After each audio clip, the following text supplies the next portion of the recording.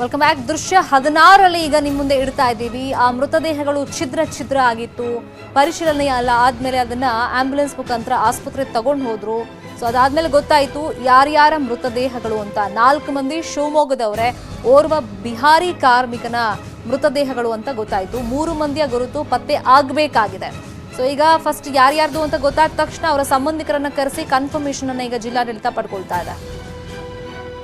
ಹುಣಸೂರು ಕೃಷ್ಣನಲ್ಲಿ ಆದಂತಹ ಸ್ಫೋಟ ಪ್ರಕರಣಕ್ಕೆ ಸಂಬಂಧಪಟ್ಟಂತೆ ಈವರೆಗೆ ಒಟ್ಟು 5 ಮಂದಿ ಮೃತದೇಹ ಪತ್ತೆಯಾಗಿದೆ. ಅದರಲ್ಲಿ 2 ಭದ್ರಾವತಿಯ ಮೂಲದವರು ಎಂಬುದಾಗಿ ತಿಳಿದು ಬಂದಿದೆ. ಈಗ ಮೃತ ಕುಟುಂಬದ ಸಂಬಂಧಿಕರು ನಮ್ಮ ಜೊತೆ ಇದ್ದಾರೆ, ಅವ್ರ ಜೊತೆ ಮಾತಾಡ್ತೀನಿ.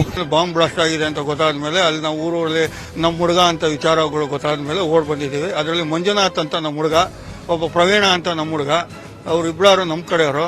ಹಂಗಾಗಿ ನಾವು ಇಲ್ಲಿ ಬಾಡಿ ಮೆಗಾನ್ ಆಸ್ಪತ್ರೆಗೆ ಬಂದು ನೋಡೋಕ್ಕೆ ಅಂತ ಬಂದಿದ್ದೀವಿ. ಸವಗಾರಲ್ಲಿ ಅವ್ರಿಗೆ ಮದುವೆ ಆಗಿದೆ, ಇಬ್ಬರಿಗೂ ಮದುವೆ ಆಗಿದೆ, ಇಬ್ಬರಿಗೂ ಮಕ್ಕಳಿದೆ. ಅವರು ನಮ್ಮ ಅಂತರಂಗಿ ಗ್ರಾಮದವರು. ನಾವು ಒಂದಿನ ಬಿಟ್ಟು ಒಂದಿನ ಬರ್ತಾರೆ ಅಂತ ನಾವು ತಿಳ್ಕೊಂಡ್ವಿ. ಮಾರನೇ ದಿನ ನೋಡಿದ್ರೆ ಬಂದಿಲ್ಲ, ಯಾಕೋ ಫೋನು ಮಾಡಿಲ್ಲ ಅನ್ನೋದಕ್ಕೆ ಎಂಕ್ವೈರಿ ಎಲ್ಲ ಕಡೆ ಎಂಕ್ವೈರಿ ಮಾಡೋಕ್ಕೆ ಇದು ಹಿಂಗಾಗಿದೆ ಅಂತ ಗೊತ್ತಾಯ್ತು. ಹಂಗಾಗಿ ನಾವೆಲ್ಲ ಈ ಕಡೆ ಬಂದ್ಬಿಟ್ಟಿದ್ದೀವಿ. ಘಟನೆ ಹೇಗಾಯ್ತು ಅನ್ನೋದು ಯಾರಿಗೂ ಗೊತ್ತಿಲ್ಲ, ಮಾಹಿತಿ ಏನೂ ಗೊತ್ತಿಲ್ಲ. ಒಟ್ಟಿನಲ್ಲಿ ಭೂಕಂಪ ಅಂತ ಬಂತು. ಆದ್ಮೇಲೆ ಇನ್ನೊಂದು ಅರ್ಧ ಗಂಟೆ ಬಿಟ್ಟು ಶಿವಮೊಗ್ಗದಲ್ಲಿ ಬ್ಲಾಸ್ಟ್ ಆಗಿದೆ ಅಂತ ನಾವೆಲ್ಲ ಕಡೆ ಪಂಜಾಬ್ ಸೈಡ್ನವ್ರು ಏನೋ ಸಿಗಾಕೊಂಡ್ಬಿಟ್ಟಿದ್ದಾರೆ ಅಂತ ನಾವು ತಿಳ್ಕೊಂಡ್ಬಿಟ್ಟಿದ್ವಿ. ಅಲ್ಲಿ ನೋಡಿದ್ರೆ ನಮ್ಮ ಹುಡುಗರೇ ಸಿಗಾಕೊಂಡೆ ತೊಂದರೆ ಆಗಿದೆ. ಎಷ್ಟು ಮಂದಿ ಇದ್ರು ಅಂತ ಹೇಳಿದ್ರು ಸರ್? ಈಗ ನಮಗೆ ಎಷ್ಟು ಮಂದಿ ಇದೆ ಅಂತ ಗೊತ್ತಿಲ್ಲ. 5 ಜನ ಬಾಡಿ ಇಲ್ಲಿ ತಂದಿದ್ದಾರೆ. ಇನ್ನು ಎಷ್ಟು ಬಾಡಿ ತರ್ತಾರೋ ಇದು ಹೋಗಿದಾವ ಅಂತ ಗೊತ್ತಿಲ್ಲ. ಆ ಸ್ಪಾಟ್ಗೆ ನಮಗೂ ಯಾರಿಗೂ ಬಿಡ್ತಾ ಇಲ್ಲ. ಪೊಲೀಸ್ನವರು ಬಿಗಿ ಬಂದೋಬಸ್ತ್ ಇದೆ. ಹಂಗಾಗಿ ಇಲ್ಲಿ ಬಂದ ಮೇಲೆ ನಾವು ಮೆಗಾನ್ ಆಸ್ಪತ್ರೆಗೆ ಬಂದ ಮೇಲೆ ನೋಡ್ಕೋಬೇಕು. ಅಲ್ಲಿ ಏನೆಲ್ಲ ಕೆಲಸ ಇರ್ತಿತ್ತು ಅಂತ ಏನಾದ್ರು ಮನೆ ಹತ್ರ ಹೇಳ್ತಾ ಇದ್ರ? ಅದೇನಿಲ್ಲ, ಈ ತರ ಇತಿಹಾಸದಲ್ಲಿ ಯಾವತ್ತೂ ಆಗಿಲ್ಲ, ನಾವು ಕಾಣಂಗೆ ಇದೇ ಫಸ್ಟ್. ಬೇರೆ ಭದ್ರಾವತಿ ಈ ತರ ಭಾಗದವ್ರು ಯಾರಾದ್ರೂ ಇದ್ದಾರೆ ಅಲ್ಲಿ ಕಾರ್ಮಿಕರು? ಬಹಳ ಜನ ಇದ್ದಾರೆ, ಜೊತೆಲಿದ್ದವ್ರೆ ಹೋಗಿದ್ದಾರೆ. ಇಂಥವ್ರು ಕೂಲಿ ಮಾಡುವಂತ ಜನ ಬಹಳ ಜನ ಇದ್ದಾರೆ.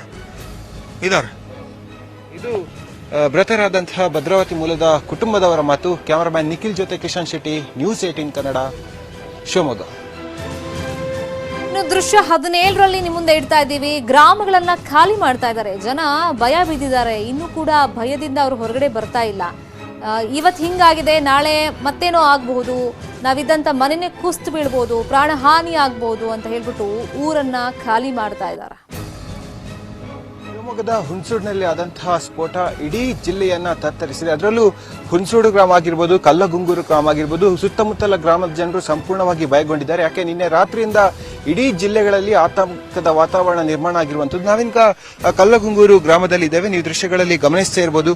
ಇಲ್ಲಿ ಹತ್ತಿರದಲ್ಲಿ ಆನತಿ ದೂರದಲ್ಲಿ ಆಗಿರುವಂತಹ ಘಟನೆ. ಹಾಗಾಗಿ ಜನರು ಕೂಡ ಸಾಕಷ್ಟು ಭಯಭೀತಗೊಂಡಿದ್ದಾರೆ. ನಿನ್ನೆ ಸುಮಾರು ರಾತ್ರಿ 10-10:30 ವೇಳೆಗೆ ಒಂದು ರೀತಿಯಾಗಿ ದೊಡ್ಡದಾದ ಸೌಂಡ್ ಕೇಳಿ ಬಂದಿತ್ತು. ಎಲ್ಲಾ ಜನರು ಇದೊಂದು ಸಣ್ಣ ಮಟ್ಟಿನ ಭೂಕಂಪನ ಅಂತ ತಿಳ್ಕೊಂಡಿದ್ರು. ಆದ್ರೆ ಸ್ವಲ್ಪ ಹೊತ್ತಿನ ಬಳಿಕ ಅತ್ಯಂತ ಸ್ಫೋಟದ ವಿಚಾರ ಗೊತ್ತಾಗಿರುವಂತದ್ದು ಮತ್ತು ಇಡೀ ಜಿಲ್ಲೆಯನ್ನು ಇವತ್ತು ಸ್ತಬ್ಧಗೊಳಿಸಿರುವಂತದ್ದು. ಹಾಗಾಗಿ ಸುತ್ತಮುತ್ತಲಿನ ಗ್ರಾಮದ ಜನರಲ್ಲಿ ಸಾಕಷ್ಟು ಆತಂಕ ಉಂಟಾಗಿದೆ. ಸ್ಫೋಟದ ತೀವ್ರತೆಗೆ ಹಲವು ಮನೆಗಳು ಈಗಾಗಲೇ ಬಿರುಕು ಬಿಟ್ಟಿರುವಂತದ್ದು. ಹಾಗಾಗಿ ಈಗ ಗ್ರಾಮದ ಸ್ಥಿತಿಯನ್ನು ನೀವು ಗಮನಿಸ್ತಾ ಇದ್ದೀರಿ. ಕಲ್ಲಗುಂಗೂರಿನ ಗ್ರಾಮದ ದೃಶ್ಯಗಳನ್ನ ಕೂಡ ನಾವು ವಿಜುವಲ್ ಅಲ್ಲಿ ಗಮನಿಸ್ತಾ ಇದ್ದೀವಿ. ಯಾಕಂದ್ರೆ ಪ್ರತಿನಿತ್ಯ ಇಲ್ಲಿ ಕೆಲವು ಸಣ್ಣ ಮಟ್ಟಿನ ಸ್ಫೋಟ ಕಂಡು ಬರ್ತಾ ಇದ್ರು. ಯಾಕಂದ್ರೆ ಕೃಷಿಯಲ್ಲಿ ಸಾಮಾನ್ಯವಾಗಿರುತ್ತೆ. ಆದ್ರೆ ನಿನ್ನೆ ಮಾತ್ರ ಭಯಾನಕವಾಗಿ ಅತಿ ದೊಡ್ಡ ರೂಪದಲ್ಲಿ ಸೌಂಡ್ ಕೂಡ ಕೇಳಿ ಬಂದಿರುವಂತದ್ದು. ಹಾಗಾದ್ರೆ ನಿನ್ನೆಯ ಘಟನೆ ಹೇಗಿತ್ತು, ಇವತ್ತಿನ ಪರಿಸ್ಥಿತಿ ಹೇಗಿದೆ ಎಂಬುದರ ಬಗ್ಗೆ ಮಾತಾಡೋಕೆ ನಮ್ಮ ಜೊತೆ ಗ್ರಾಮಸ್ಥರು ಇದ್ದಾರೆ.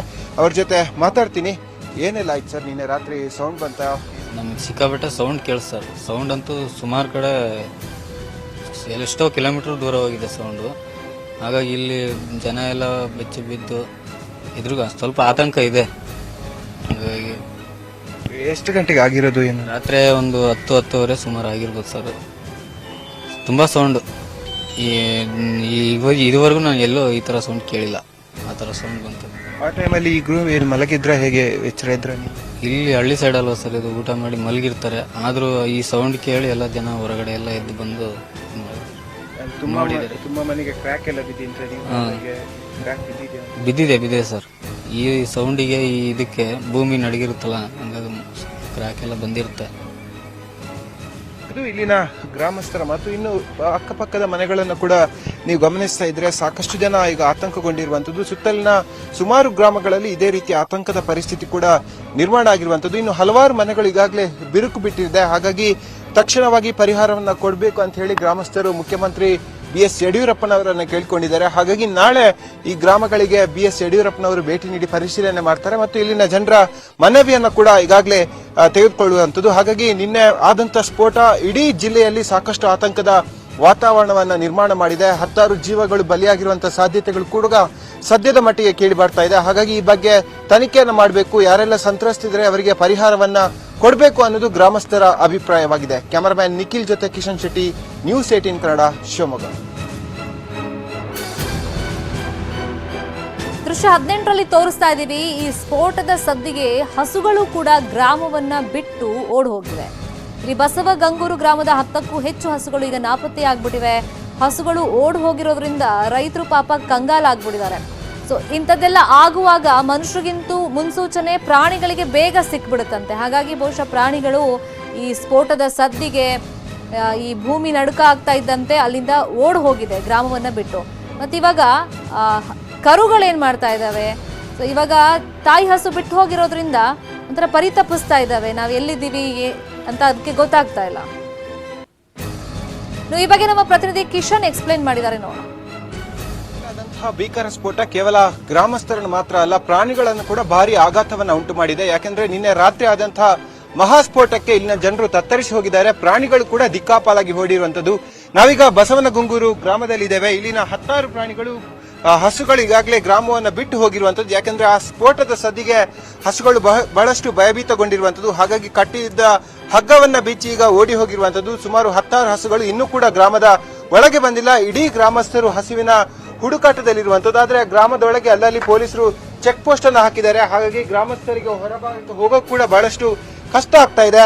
ಹಾಗಾಗಿ ನಿನ್ನೆಯ ಸದ್ದಿಗೆ ಪ್ರಾಣಿಗಳು ಇವತ್ತು ಕೂಡ ಭಯಭೀತಗೊಂಡಿರುವಂತದ್ದು. ಇಲ್ಲಿನ ಜನರು ಮಾತ್ರ ಅಲ್ಲ, ಪ್ರಾಣಿಗಳಿಗೆ ಕೂಡ ಸಾಕಷ್ಟು ಆತಂಕ ಇರುವಂತದ್ದು. ಸರ್, ಹೇಗಾಯ್ತು ನಿನ್ನೆ ಘಟನೆ ಮತ್ತೆ ಪ್ರಾಣಿಗಳು ಯಾವ ರೀತಿಯಾಗಿತ್ತು? ಸರ್, ನಿನ್ನೆ ರಾತ್ರಿ 10:20ಕ್ಕೆ ನಾವು ಊಟ ಮಾಡಿ ಮಲಗಿದ್ವಿ. ಅವಾಗ ಒಂಥರ ಬ್ಲಾಸ್ಟ್ ಆದಂಗೆ ಆಯಿತು. ಮನೆಯಿಂದ ಎಲ್ಲ ಹೊರಗೆ ಜನ ಎಲ್ಲ ಭಯಂಕರವಾಗಿ ಹೊರಗೆ ಬಂದಿದ್ದು. ನಾವು ಹುಟ್ಟಗಳಿಂದ ಈ ಥರ ನೋಡಿದ್ದಿಲ್ಲ. ಆಮೇಲೆ ನೋಡಿದ್ವಿ, ಆ ಕಡೆ ಈ ಕಡೆ ಎಲ್ಲ ಹೋಗಿ ನೋಡ್ತೀವಿ, ದನ ಎಲ್ಲ ಕಿತ್ಕೊಂಡು ಹೋಗಿದ್ದವು. ಆಮೇಲೆ ಇವಾಗ ಹುಡುಕಾಟ ಮಾಡ್ತಾ ಇದೀವಿ, ಇನ್ನೂ ಸಿಕ್ಕಿಲ್ಲ. ಇವಾಗ ಊಟಕ್ಕೆ ಬಂದೀವಿ, ಮತ್ತೆ ಈಗ ಏನಾದ್ರು ಸಂಜೆ ಸಿಗ್ತಾವಂತ ನೋಡ್ತಾ ಇದೀವಿ. ಈಗ ಎಲ್ಲಿ ಅದು ಬಾಂಬ್ ಬ್ಲಾಸ್ಟಿಗೆ ಆ ಸ್ಫೋಟಕ್ಕಾಗಿ ಎದ್ರಕಂದು ಎಲ್ಲಿ ನಿಂತಿದ್ದೇವೆ ಅಂತ ಗೊತ್ತಾಗ್ತಿಲ್ಲ. ಇವಾಗ ಇನ್ನೂ ಹುಡುಕ್ತಾನೆ ಇದೀವಿ, ಸಿಕ್ಕಿಲ್ಲ. ಕರುಗಳು ಅಂತೂ ಇದು ಮಾಡ್ತಿದ್ದಾವೆ. ಆ ಒಟ್ಟಿನಲ್ಲಿ ಹಸುಗಳಿಗೂ ಕೂಡ ಸಾಕಷ್ಟು ಸದ್ದಿನಿಂದ ಭಾರಿ ಆತಂಕಗೊಂಡಿರುವಂತದ್ದು ಮತ್ತೆ ಭಯಭೀತಗೊಂಡಿರುವಂತದ್ದು. ಹಾಗಾಗಿ ಇಡೀ ಗ್ರಾಮದ ಜನರು ಈಗ ಹಸುವನ್ನು ಹುಡುಕುವಂತದ್ದು ಮತ್ತು ಅವರ ಆಧಾರ ಸ್ತಂಭ ಕೂಡ ಜಾನುವಾರುಗಳು ಕೂಡ ಆಗಿರುತ್ತೆ. ಕ್ಯಾಮರಾಮ್ಯಾನ್ ನಿಖಿಲ್ ಜೊತೆ ಕಿಶನ್ ಶೆಟ್ಟಿ, ನ್ಯೂಸ್ 18 ಕನ್ನಡ. ಈ ಸ್ಫೋಟದ ಬಗ್ಗೆ ಮತ್ತಷ್ಟು ಮಾಹಿತಿನ ನಿಮ್ಮ ಮುಂದೆ ಇಡ್ತೀವಿ. ಅದಕ್ಕೂ ಮುಂಚೆ ಭಾರತದ ಅತಿ ಕಿರಿಯ ಪಳೆಯುಳಿಕೆ ಶಾಸ್ತ್ರಜ್ಞ ಚೆನ್ನೈನ 13 ವರ್ಷದ ಅಶ್ವತ್ಥ ಅವರ ಸ್ಟೋರಿಯನ್ನ ನಿಮಗೆ ತೋರಿಸಲೇಬೇಕು. ಈ ಬಾಲಕಿ ಸಾಧನೆ ಇದೆ ಶನಿವಾರ ರಾತ್ರಿ 8 ಗಂಟೆಗೆ ಬೈಜೂಸ್ ಯಂಗ್ ಜೀನಿಯಸ್ ನಲ್ಲಿ ಪ್ರಸಾರ ಆಗುತ್ತೆ, ತಪ್ಪದೆ ನೋಡಿ.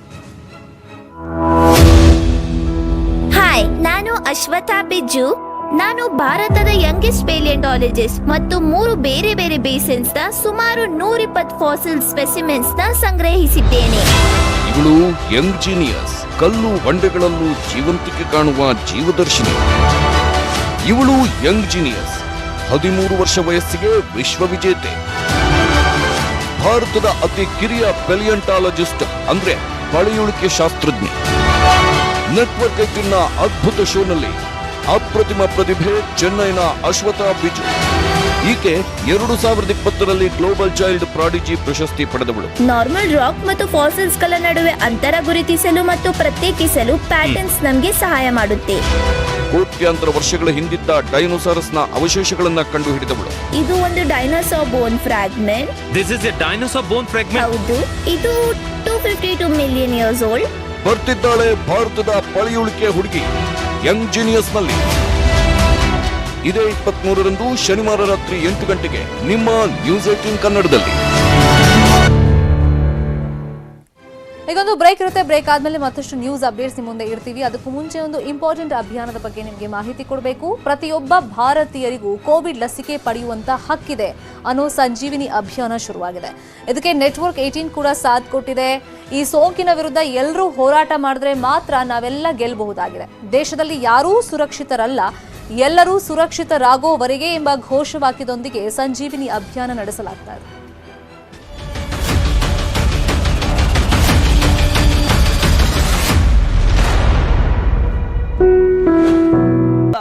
ಏನಾಗೋನೆ ಫುಲ್ ಲಾಸ್ ಆಗಿ ಬ್ರಿಡ್ಜ್ ಬಂದಿದ್ದಾರೆ. ಓಕೆ ಏನ್ ಬ್ರಿಡ್ಜಾ? ಲಗ್ಗೆರೆ ಬ್ರಿಡ್ಜು. ರಾತ್ರಿ 3 ಗಂಟೆಗೆ ಬಿಡಿ ಬೆಂಕಿ ಪಟ್ಟಣ ಮಾತಾವ್ರೆ.